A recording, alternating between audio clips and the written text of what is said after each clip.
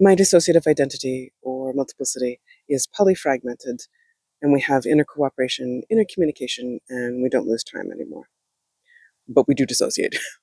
So that means that I have thousands and thousands of fragments of parts inside that make up recognizable groups.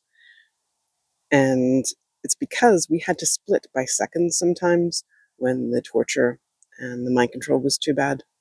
And so it's like there's a part and then a part, like that, who all went through the same torture experience, but needed someone else to survive it with them or instead of them. And we have worked really, really hard on inner cooperation and inner communication because that's really important for safety and not losing time.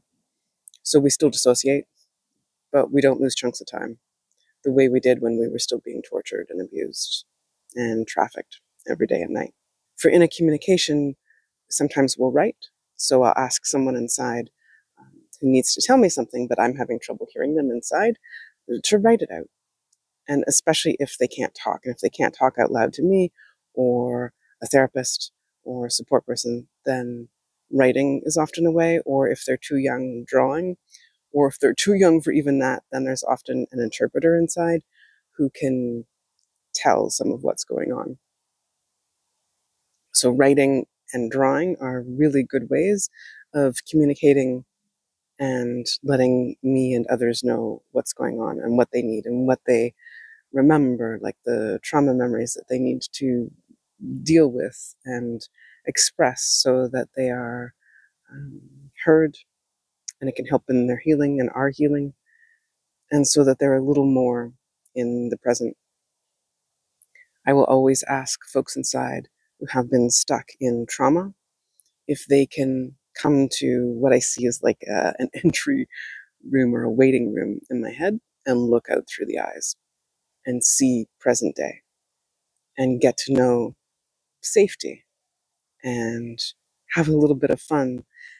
So sometimes we will blend and join together with other folks inside to experience something.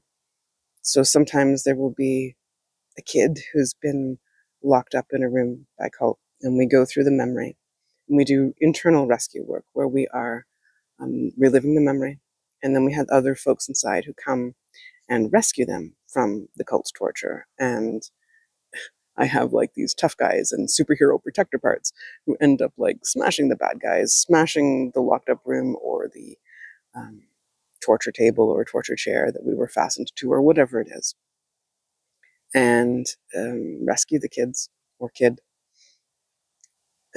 have a therapist or a mother or a caretaker part, talk to them and reassure them and tell them that it wasn't their fault, and also refute all the programming messages, tell them that the cult lied and none of it is true. And sometimes now my tough guys who used to, they were created to hurt me by the cult, but over time we've changed their jobs.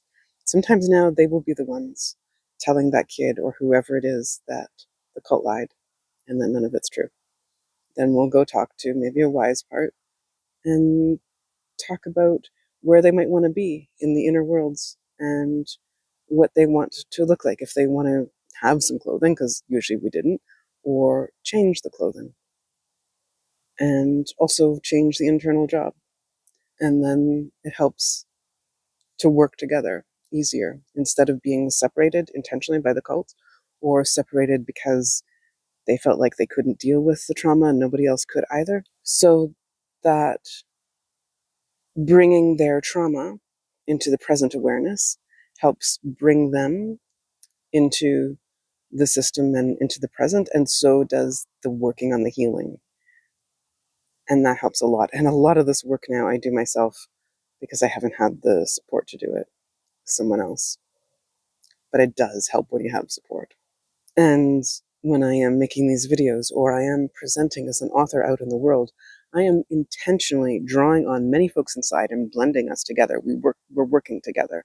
So I am drawing on like the author parts of me, the educational and information parts of me when I am talking about cult torture or dissociative identity in our experience. mothering and parenting parts of me, wise parts of me, and me. And so we're all together presenting to present as one so that people can hear the information better. They can feel more comfortable.